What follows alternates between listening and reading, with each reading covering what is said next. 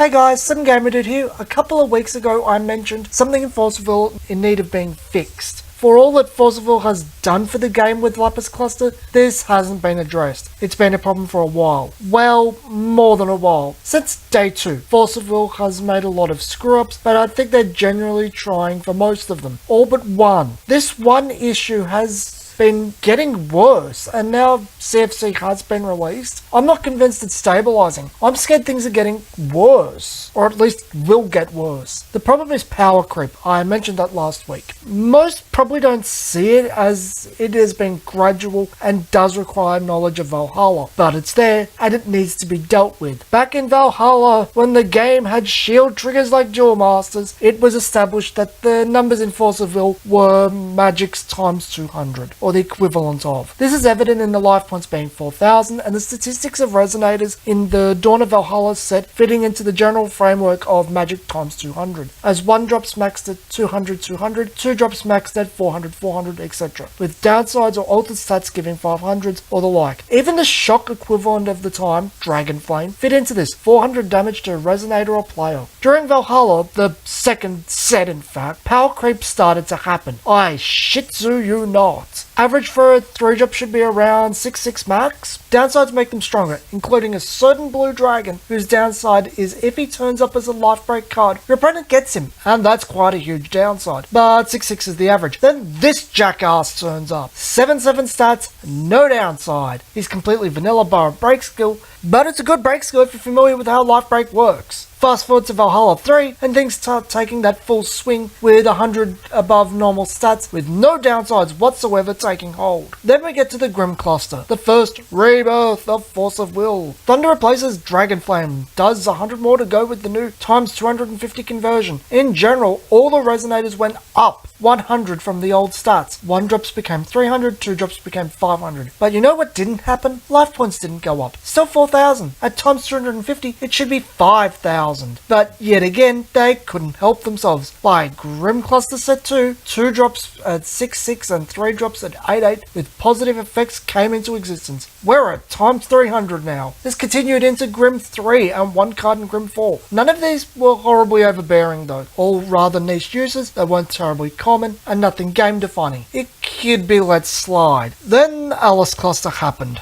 At the beginning of Alice Cluster, the game got Lancelot, the Knight of Mad Demon, a game-defining resonator, right up there with Cheshire Cat the Grinning Remnant. At 6/6 with Swiftness, the ability to start board sweeping with an addition or any type of buff, with the alleged drawback of having to attack and having to attack first. The card continued to be a problem throughout Grimm Alice New Frontiers, Alice Cluster, and it'll probably be a problem in Alice Lapis New Frontiers if Forceville isn't careful. Spoilers, they probably won't be. However, you have to wonder if this was known to be a mistake after it was printed, as while there are a plethora of 2-drop resonators in Alice Cluster with 6/6 and a few 8/8 3-drops, nothing compares at all, and by the third set, we start seeing a theme where 6/6s are nearly vanilla on board, or are having skills that require payment. Power Crept up stats-wise, but they have the good sense to tone down the effects considerably. Izanami being the only commonly played one, and she is not used for her board presence. No, her activated skills in the grave are her assets. For the most part, especially regarding 2-drops, things have stagnated in Lapis Cluster so far. None of them have reached Lancelot good. Not really.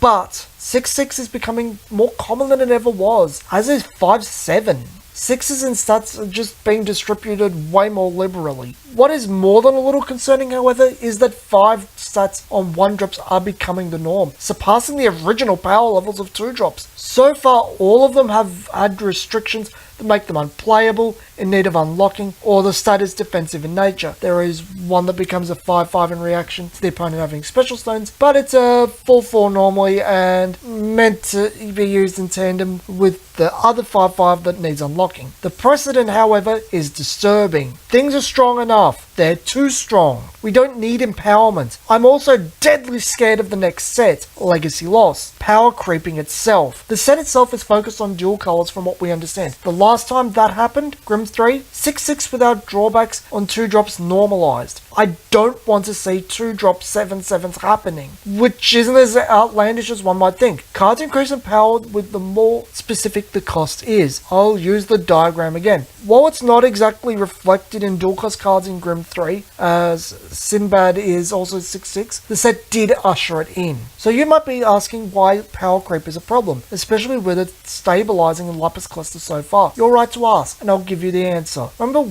way back when I said the game was made with the idea that the stats would be magics times 200 and everything reflected that? That's not true anymore. The resonators are currently times 300, and judging from those 1-drops, they want to push it to times 400 or times 500 sometime soon for whatever reason. The control cards, Demon Flame and Lightning Strike, they say times 250. Life points, still times 200. This isn't right. This results in the game going faster than it really should, and that's what Power Creep always does. If not controlled, which it's not if times 500 does normalize without drawbacks, the game will implode upon itself and become an unfun mess like vintage and modern Magic. I don't think anyone wants this. So I've given you the problem. What's the solution? You can't dial it back. You can't do it without ruining a format, creating a situation where a cluster doesn't sell till a year after the fact, or necessitating another cluster restricted format. Either way, you embitter the fanbase, kill sales, and probably kill the game. Magic barely got away with it when it had to. If you did it gradually, you'd need to plan years in advance. Gradually removing the power level,